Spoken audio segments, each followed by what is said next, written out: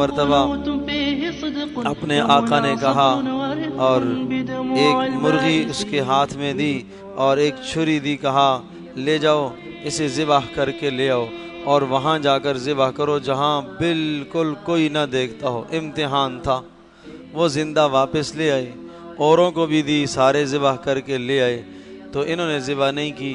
پوچھا کہ کیوں ذبح نہیں کی؟ تو کہنے لگے جہاں بھی میں گیا اللہ دیکھ رہا تھا، آپ نے کہا تھا کوئی نہ دیکھتا ہو، ایسی جگہ مجھے کوئی میسر نہیں ہوئی،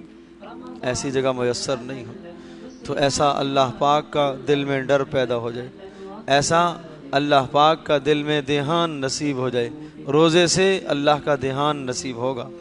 عمر بن خطاب رضی اللہ تعالیٰ کے زمانے میں ایک چرواہا، حضرت عمر نے اسے آزمائش کے طور پر، امتحان کے طور پر پوچھا، اسے نہیں معلوم تھا کہ یہ عمر ہیں، کہا کہ ایک بکری کا دودھ ہمیں نکال کر تو دے دو۔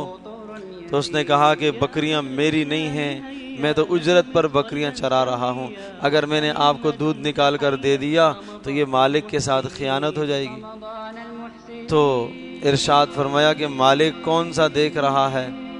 کہا اچھا یہ کرو، ایک بکری ہمیں دے دو، ہم ذبح کر کے اسے کھا لیتے ہیں اور تم مالک کو کہہ دینا کہ بھیڑیا کھا گیا،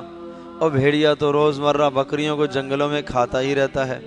تو اس چرواہے نے یہ کہا کہ فَأَيْنَ اللَّهُ، پھر اللہ کہاں ہے؟ میں اللہ کو کیا جواب دوں گا، میں اللہ کو کیا جواب دوں؟ تو حضرت عمر رضی اللہ تعالی نے ارشاد فرمایا اے اللہ تیرا شکر ہے کہ تو نے اپنے حبیب صلی اللہ علیہ وسلم کی امت میں ایسے اشخاص اور افراد کو پیدا فرمایا جو جنگلوں میں بھی تنہائیوں میں بھی اللہ سے ڈر رکھتے ہیں، اللہ کا خوف رکھتے ہیں۔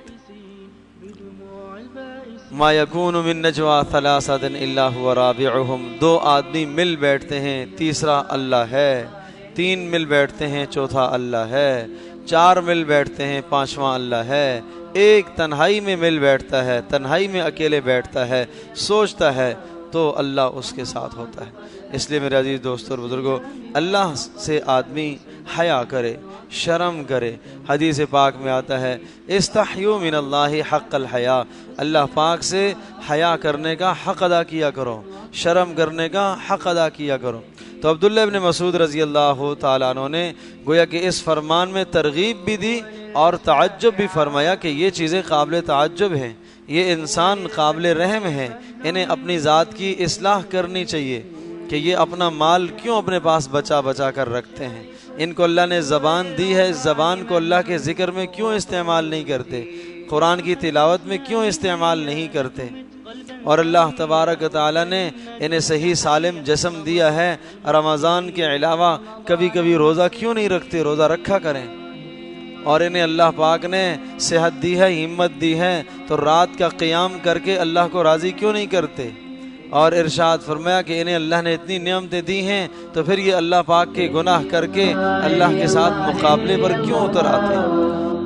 رمضان قد أهل بالصيام وأطل مسعدا أهلا وخلا ليته في كل حين، رمضان قد أهل بالصيام وأطل مسعدا أهلا وخلا ليته في كل حين، ليته